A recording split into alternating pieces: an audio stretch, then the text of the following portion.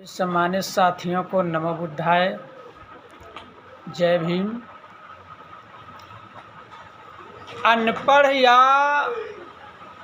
कम पढ़े लिखे लोगों को किसी भी बात या मुद्दे पर एक करना आसान है, लेकिन पढ़े लिखे लोगों को संगठित करना मेढक को तराजू में तौलने के समान है।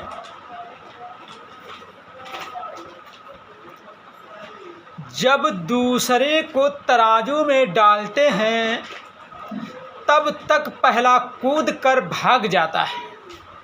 बात मेरी गौर से सुनिए, क्योंकि हर पढ़ा लिखा व्यक्ति अपने आप को हर बात में दूसरे से ज़्यादा श्रेष्ठ समझता है और लोग इस देश में, इस अपने यूपी में अगर कोई सच्चा ईमानदार और शानदार अगर सरकार चलाने वाला कोई नेता है तो माननीय बहन कुमारी मायावती जी। रिकॉर्ड रहा है, उनका इतिहास उठा करके देख लिया जाए कि उनके बेहतर सरकार कोई नेता नहीं चला सकता। इस बात का मैं चैलेंज करता हूं।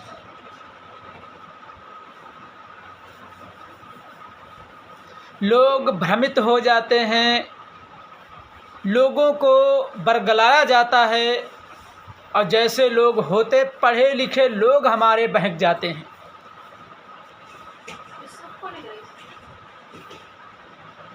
रही बात समाजवादी पार्टी ने क्या किया, आप लोग यही नहीं समझते कि संविधान विरोधी कौन है। हम कैसे मान लें कि अखिलेश यादव जी संविधान विरोधी नहीं है।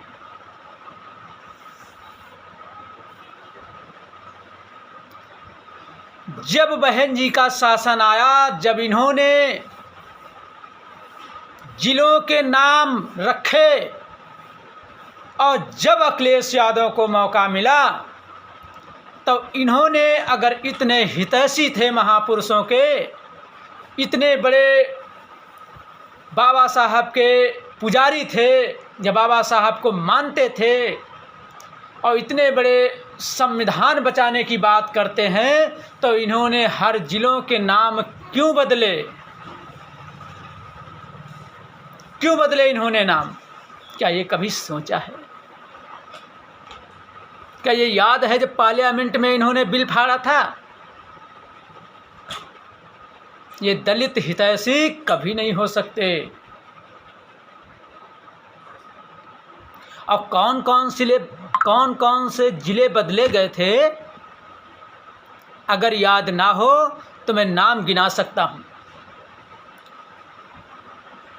जब बहन जी ने नाम जिलों के बनाए थे तो इन्होंने बदलने में क्या काम किया? प्रबुद्ध नगर रखा था, उसको शामली कर दिया इन्होंने। भीमनगर रखा था, संभल कर दिया। पंचशील नगर रखा था, हापुड़ कर दिया। महामाया नगर रखा था, हाथरस कर दिया। ज्योतिबा फूले नगर रखा था, अमरोहा कर दिया। काशी राम नगर रखा था, कासगंज कर दिया। छत्रपति साहू जी महाराज रखा था, अमेठी कर दिया। रमाबाई नगर रखा था, कानपुर देहात रख दिया। संत रविदास नगर रखा था, भदोही कर दिया। बताओ मेरे मित्र, अगर ये संविधान बचाते, संविधान की बात करते, पीडीए चला रहे हैं, अगर ये दलित के हितैषी होते तो आज ये जिले के नाम नहीं बदलते। क्या बहन जी ने कोई एक ही महापुरुष के नाम से रखा था? संभल जाओ मेरे मित्र।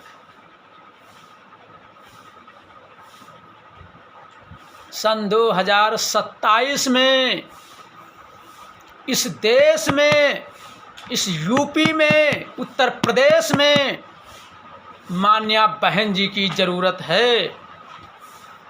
ये हालात इतने बुरे होंगे कि झेलने में मजबूर हो जाओगे मेरे मित्र। समझ जाओ मेरे SC ST OBC के लोग, ऐसी बटन दबाना कि सारे रिकॉर्ड टूट जाएं, और फिर बहन जी का शासन देखिए। ये गुंडा, ये मवाली, ये जितने रेप हत्याएं, बताओ 32 लोगों ने एक 13 साल की बच्ची के साथ में घिनौनी हरकतें की। अगर यही सरकार बहन जी की होती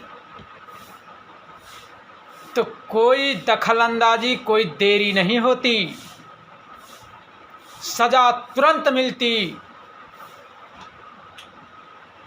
कैसा जंगल राज चल रहा है, संभल जाओ। चूक मत करना मेरे मित्र, भ्रम में मत आना, इधर उधर ओंठ मत बांटना। मैं हाथ जोड़कर निवेदन करता हूं आप लोगों से, अगर इस देश को बचाना है तो बहन जी को लाना है। बहन जी की जैसी नेता इस देश में दूसरा कोई नहीं मिलेगा, मैं वादा करता हूं। नमो बुद्धाय, जय भीम साथियों।